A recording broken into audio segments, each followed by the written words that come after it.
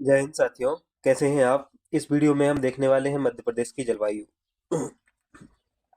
देखो, मध्य प्रदेश जीके के continue video आ रहे हैं। साथ ही आपको जनजाति वाला वो पहला वीडियो मिल गया है, जो मध्य प्रदेश जीके बुक का चैप्टर नंबर 17 है ना। तो इस वीडियो में हम चैप्टर नंबर 16 को देखेंगे, मध्य प्रदेश की जलवायु, और इसके साथ जो है हमारे मध्य प्रदेश का भूगोल है वो कंप्लीट हो जाएगा। तो इस वीडियो के बाद क्या है, कंपाइलेशन वीडियो भी आ जाएगा, तो उसको भी देख लेना है आपको। रिवीजन के लिए वो वीडियो डाल दिया जाएगा, तो उसको देख लेना है। हम शुरू करते हैं मध्य प्रदेश की जलवायु, और जलवायु से संबंधित सभी महत्वपूर्ण चीजों को समझने वाले हैं। तो सबसे पहले हम मैप की बात करते हैं, एक एक करके सभी महत्वपूर्ण चीजों को समझने वाले हैं। एमपी जी के परीक्षा धाम जो नया एडिशन है, ये उसकी सीरीज है। तो एमपी के लिए कहीं और कहीं से भी कुछ भी पढ़ने की आपको आवश्यकता नहीं है। अगर आप इस वीडियो सीरीज को अच्छे से कंप्लीट करते हैं ना, कंटिन्यू इसके वीडियो आ रहे हैं, आपको पता है। साथ ही यूनिट 9 के भी कंटिन्यू वीडियो आ रहे हैं, और यूनिट 5 है, उसके कुछ वीडियो शेष हैं जो कि बना लिए गए हैं, और एक दिन में पूरे पूरे अपलोड कर दिए जाएंगे एक साथ। तो उनको भी आपको देख लेना है, तो उससे यूनिट 5 भी अपनी कंप्लीट हो जाएगी। उसके बाद इन सीरीज के बाद हम यूनिट 7 जो है ना, एमपीपीएससी की, जो परीक्षा धाम बुक से ही कंप्लीट करेंगे, तो उसको भी हम जल्दी ही स्टार्ट करेंगे, और करंट अफेयर्स के वीडियो भी आपको मिलने वाले हैं। तो उसके लिए भी तैयार रहिएगा। वीडियो को शुरू करते हैं। देखो, मध्य प्रदेश की जलवायु देखना है तो हम मैप को देखें। उससे पहले थोड़ा सा हम परिभाषा पे आते हैं, उसके बाद हम मैप को देखेंगे। देखो, जलवायु जो होती है वो क्या होती है? वायुमंडल की जो दशाएं होती है ना, वो मौसम की दीर्घकालीन परिवर्तन होता है। इसमें दीर्घकालीन दशा जो होती है ना, उसको जलवायु कहते हैं।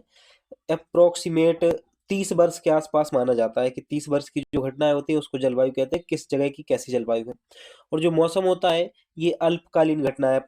हम लोग क्या करते हैं, चर्चा करते हैं, आज मौसम बड़ा सुहावना है, कल मौसम अच्छा था, आज मौसम थोड़ा ऐसे है वैसे है। तो मौसम क्या है, अल्पकालीन घटना है। लेकिन हम ये तो नहीं कहते ना कि कल मध्य प्रदेश की जलवायु ऐसी थी, आज ऐसी है। नहीं, जलवायु क्या है, जलवायु जो है दीर्घकालीन घटना है। और मध्य प्रदेश की जलवायु जो है, मध्य प्रदेश में दो प्रकार की जलवायु देखने को मिलती है। एक तो उष्णकटिबंधीय मानसूनी जलवायु, और एक मिलती है महाद्वीपीय जलवायु। देखो क्या है, मध्य प्रदेश से कर्क रेखा के गुजरने के कारण हमें उष्णकटिबंधीय मानसूनी जलवायु मिलती है।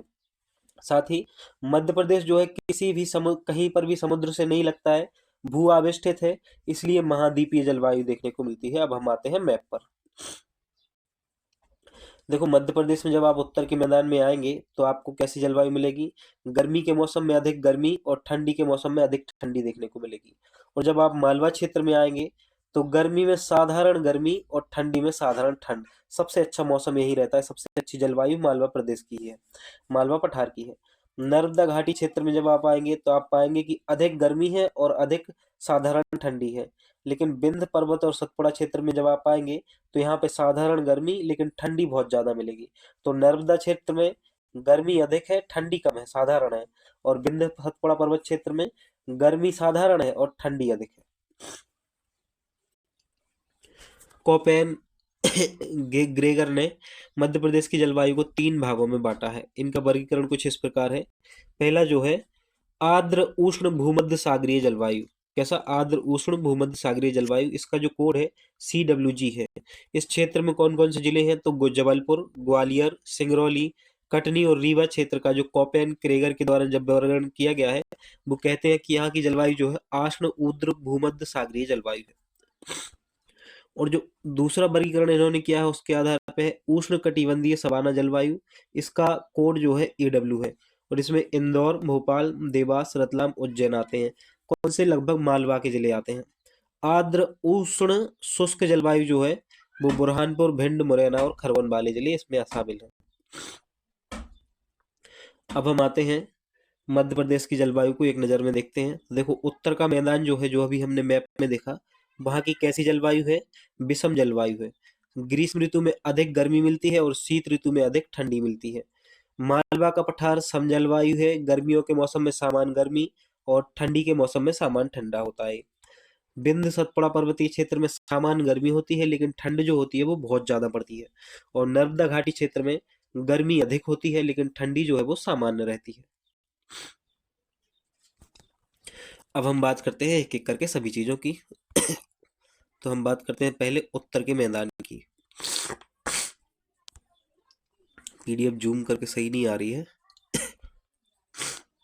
देखो, उत्तर के मैदान समुद्र से दूर स्थित होने के कारण उत्तर के मैदानी क्षेत्र की जो जलवायु है वो महाद्वीपीय प्रकार की है। कैसी है? महाद्वीपीय प्रकार की, जिस कारण ग्रीष्म ऋतु में यहाँ पे गर्मी अधिक पड़ती है और शीत ऋतु में ठंडी अधिक पड़ती है। पूछा जा सकता है कि क्या कारण है कि उत्तर के मैदान में ग्रीष्म ऋतु में गर्मी अधिक और ठंडी के मौसम में ठंडी अधिक पड़ती है। तो इसका कारण है महाद्वीपीय जलवायु है। कैसी है? महाद्वीपीय जलवायु है। मालवा के पठार की सम जलवायु है। कैसी है? सम जलवायु है। इसका कारण है मालवा क्षेत्र में ग्रीष्म ऋतु ना तो अधिक गर्म होती है और ना ही शीत ऋतु अधिक ठंडी होती है। चीनी यात्री जो फाहायान है ना, इन्होंने मालवा की जलवायु को विश्व की सर्वश्रेष्ठ जलवायु कहा है। इसमें कौन कौन से जिले शामिल हैं? इंदौर, देवास, उज्जैन, रतलाम और कुछ मालवा के अन्य जिले भी शामिल हैं। आदर्श जलवायु के कारण मालवा मध्य प्रदेश का सर्वाधिक विकसित क्षेत्र है। देखो क्या है, जहाँ की जलवायु अच्छी होगी ना, लोग वहां रहना पसंद करेंगे ना, इसलिए ये विकसित क्षेत्र है। बिंदु सतपुड़ा पर्वतीय क्षेत्र की बात करें तो यहाँ पे ग्रीष्म ऋतु में सामान्य गर्म और शीत ऋतु में अधिक ठंडी होती है। पचमढ़ी, अमरकंटक इसी पर्वतीय क्षेत्र के अंतर्गत आते हैं। नर्मदा घाटी क्षेत्र की बात करें सॉरी, माफ कीजिएगा। नर्मदा घाटी क्षेत्र देखो क्या है, कर्क रेखा के समीप है, इसलिए नर्मदा घाटी क्षेत्र में ग्रीष्म ऋतु में गर्मी अधिक होती है किंतु शीत ऋतु में सामान्य ठंडी रहती है। और होशंगाबाद, जबलपुर, हरदा, नरसिंहपुर, खंडवा वाला क्षेत्र जो है वो नर्मदा घाटी के अंतर्गत आता है। अब हम आते हैं मध्य प्रदेश में वर्षा की बात करते हैं। तो मध्य प्रदेश में वर्षा अरब सागर और बंगाल की खाड़ी दोनों से प्राप्त होती है। तो मध्य प्रदेश को जो वर्षा है अरब सागर और बंगाल की खाड़ी दोनों से प्राप्त होती है। उत्तर पश्चिम भाग में वर्षा ऋतु के दौरान सबसे कम वर्षा होती है। तो मध्य प्रदेश का जो उत्तर पश्चिमी भाग है ना, उसमें वर्षा ऋतु के दौरान सबसे कम वर्षा होती है और मध्य प्रदेश में पूर्वी भाग में जो है वो सबसे अधिक वर्षा होती है। तो पूछा जाए मध्य प्रदेश के किस भाग में सबसे कम वर्षा होती है? उत्तर पश्चिम भाग। सबसे अधिक वर्षा कहाँ होती है? मध्य प्रदेश के पूर्व में। मध्य प्रदेश का जो दक्षिण पूर्व से उत्तर पश्चिम की ओर जब आप जाएंगे ना, तो आपको वर्षा का क्रम जो है वो कम होता मिलेगा।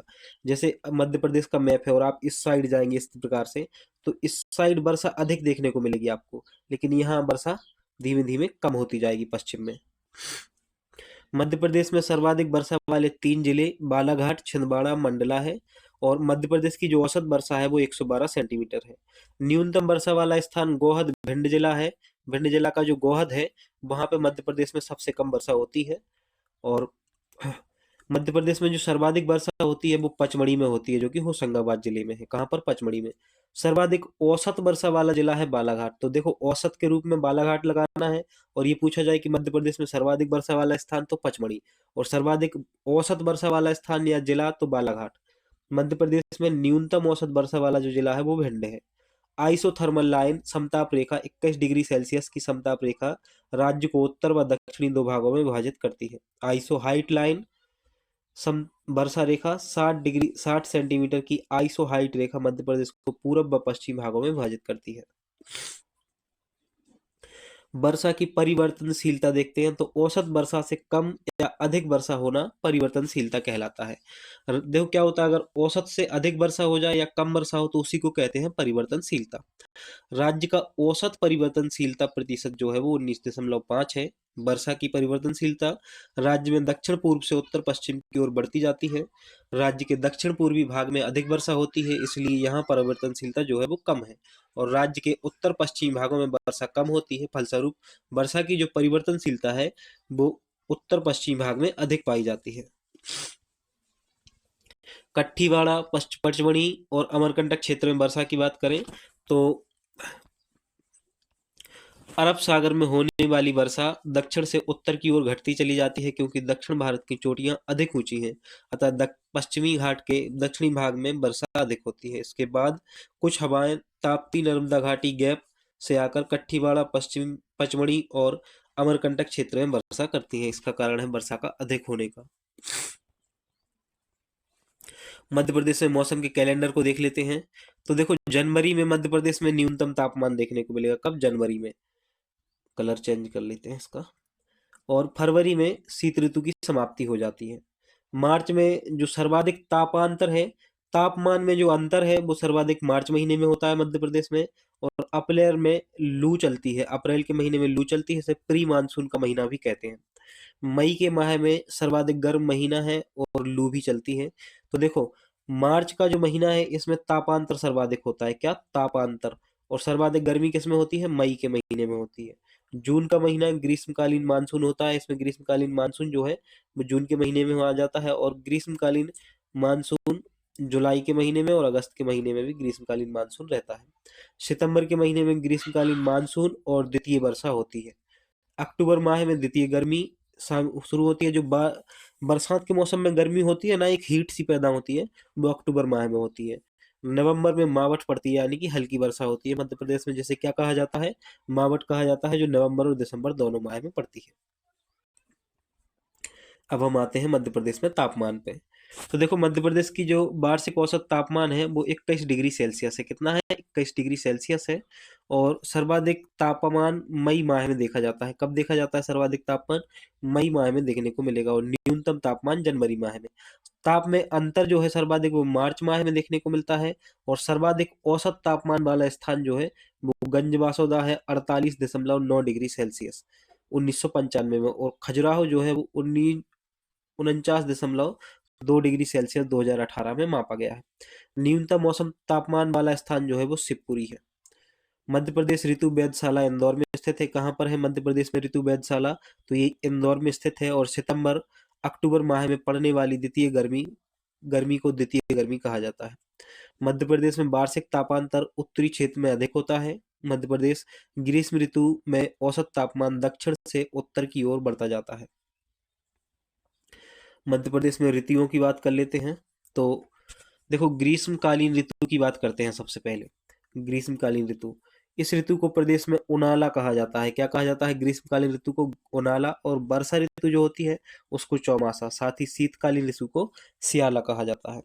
ग्रीष्मकाल का प्रारंभ जो है वो 16 फरवरी से माना जाता है। और इसका जो समाप्ति का समय है वो 15 जून माना जाता है। प्री मानसून अप्रैल मई में शामिल होता है। और लू मई माह में चलने लगती है। ग्रीष्म काल में लू जो है वो मई माह में चलने लगती है। वर्षा काल का प्रारंभ 16 जून से माना जाता है और ये 15 अक्टूबर तक चलती है।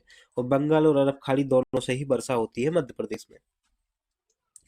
शीतकाल का प्रारंभ 16 अक्टूबर से माना जाता है और ये 15 फरवरी तक ऐसा माना जाता है कि शीतकाल जो है वो समाप्त हो जाता है। शीत ऋतु में हल्की वर्षा को मावठ कहा जाता है। जो शीत ऋतु में मध्य प्रदेश में वर्षा होती है उसे क्या कहा जाता है? मावठ कहा जाता है। मध्य प्रदेश में पश्चिमी विक्षोभ का प्रभाव दिसंबर जनवरी माह में उत्तरी मैदानों में देखने को मिलता है। कब मिलता है? उत्तरी मैदानों में देखने को मिलता है। एग्जाम हेल्प से बात करें तो जंतर मंतर वेधशाला जो है वो कहाँ पर है? उज्जैन में है। वेधशाला का निर्माण जो है वो जयपुर के महाराजा सवाई राजा जयसेन ने 1719 में उज्जैन में करवाया था, जब वे दिल्ली के राजा मोहम्मद शाह के शासनकाल में मालवा के राज्यपाल के रूप में उज्जैन में आए थे, तो उन्होंने वेधशाला का निर्माण कराया था। अब हम आते हैं, देखो, परंपरा के अनुसार मध्य प्रदेश में 6 ऋतुएं होती हैं। एक तो होती है बसंत ऋतु, इसका समय जो होता है मार्च अप्रैल। और फिर होती है ग्रीष्म ऋतु, मई जून। वर्षा ऋतु जुलाई अगस्त। शरद ऋतु जो है वो सितंबर अक्टूबर में। हेमंत ऋतु नवंबर दिसंबर। और शिशिर ऋतु जो है वो जनवरी फरवरी में शामिल होती है। मध्य प्रदेश में पश्चिमी विक्षोभ की बात करें तो शीतकाल में मध्य प्रदेश के उत्तरी पश्चिमी मैदान भागों में होने वाली वर्षा को पश्चिमी विक्षोभ कहा जाता है। यह वर्षा रबी की फसल जैसे गेहूं, सरसों, चना आदि के लिए लाभदायक होती है। मध्य प्रदेश में मानसून की बात करें तो मध्य प्रदेश में शीतकालीन मानसून जो है नवंबर दिसंबर में हल्की बारिश का होना शीतकालीन मानसून कहलाता है। नवंबर दिसंबर में जो हल्की वर्षा होती है ना उसे शीतकालीन मानसून कहते हैं। यह वर्षा जो है गेहूं, चना, सरसों, मटर आदि के लिए लाभदायक है। ग्रीष्मकालीन मानसून की बात करें तो जून जुलाई के महीने में जो बारिश होती है उसे ग्रीष्मकालीन मानसून कहते हैं। चावल, सोयाबीन, मक्का आदि के लिए ये फसल लाभदायक है। बुंदेलखंड का सूखाग्रस्त क्षेत्र की बात करें तो दक्षिण पश्चिम मानसून की बंगाल खाड़ी शाखा जो है पवनें जब कोलकाता से उत्तर भारत के मैदानों में प्रवेश करती हैं तब फेरल के नियम के अनुसार कोरियोलिस बल के कारण ये पवनें अपने मार्ग से दाहिनी ओर मुड़ जाती हैं, यानी हिमालय की शिवालिक श्रेणियों की तरफ अच्छी खासी वर्षा करती हैं। इसलिए मध्य प्रदेश का जो बुंदेलखंड क्षेत्र है वो छूट जाता है।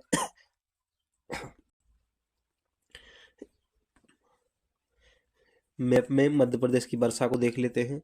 तो देखो, हमने देखा था मध्य प्रदेश में पूरब में जो है पूर्वी साइड औसत से अधिक वर्षा होती है। और जो इस साइड है ये औसतन वर्षा होती है। निम्न वर्षा यहाँ पर होती है उत्तर में। और मालवा क्षेत्र में औसत से कम वर्षा होती है। मध्य प्रदेश की जलवायु को प्रभावित करने वाले कारणों को देखें तो देखो, एक तो भू आवेष्टित राज्य है तो ये भी प्रभावित करता है, इसलिए तापांतर अधिक है। कर्क रेखा गुजरती है इसके बीचों बीच, समुद्र से दूरी, पर्वतों की स्थिति, भूमध्य रेखा से दूरी और पठार, ये क्या है, ये सब मध्य प्रदेश की जलवायु को प्रभावित करते हैं।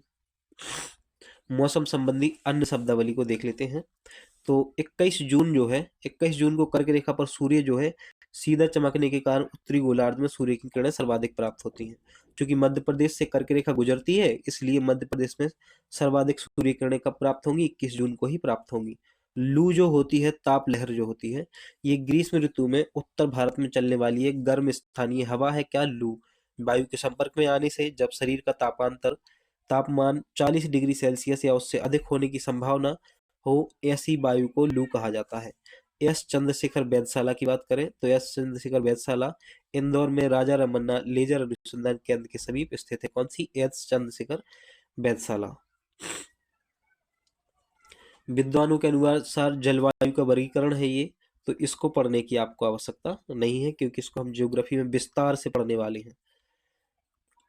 गोवा प्लान को साकार करने वाले कुछ तथ्यों को देखें तो राज्य के पूर्वी भाग में मानसूनी हवाएं दक्षिण पूर्व दिशा से आती हैं, राज्य के दक्षिण और ऊंचे भूभागों से टकराकर वर्षा करती हैं। परिणाम स्वरूप बालाघाट में 150 सेंटीमीटर से अधिक वर्षा होती है। क्या होता है, राज्य के पूर्वी भाग में मानसूनी हवाएं दक्षिण पूर्व से आती हैं और राज्य के दक्षिण और ऊंचे भागों से टकराकर बालाघाट जिले के आसपास बहुत वर्षा करती हैं।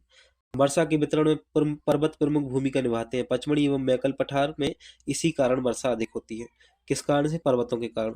और मध्य प्रदेश का जो दैनिक तापांतर है मार्च में सबसे अधिक होता है, क्योंकि इस समय आकाश स्वच्छ और वायु में आर्द्रता बहुत कम होती है।